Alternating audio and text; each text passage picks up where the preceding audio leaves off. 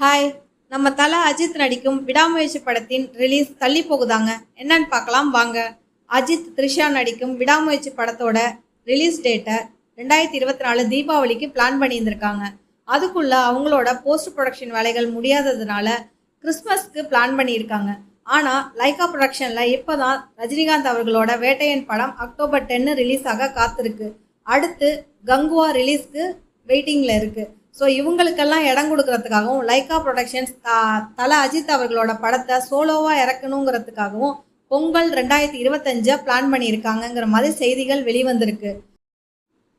அடுத்து உலகநாயகன் கமலஹாசன் அவர்களும் டைரக்டர் மணிரத்னம் அவர்களும் 36 ஆண்டுகளுக்கு பிறகு ஒன்றா சேர்ந்து ஒர்க் பண்ணுற தக் லைஃப் படத்தோட ரிலீஸ் டேட்டை இனிஷியலாக 2025 பொங்கலுக்கு பிளான் பண்ணியிருந்திருக்காங்க. அந்த படத்தோட ஷூட்டிங் நிறைவடைந்து விட்டதாகவும் போஸ்ட் ப்ரொடக்ஷன் வேலைகள் தொடங்க உள்ளதாகவும் செய்திகள் வெளியாகி இருந்தது.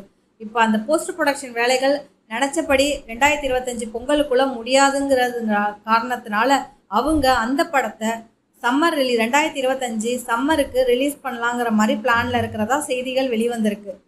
ஸோ அதன்படி பார்த்தா வந்த தகவல்கள் படி தல அஜித் அவர்களோட விடாமுயற்சி படம் சோலோவாக பொங்கலை கலக்குங்கிற மாதிரி தெரிய வருது. இந்த பதிவு உங்களுக்கு பிடிச்சிருந்தால் லைக் பண்ணுங்கள், ஷேர் பண்ணுங்கள், சப்ஸ்கிரைப் பண்ணுங்கள். தேங்க்யூ.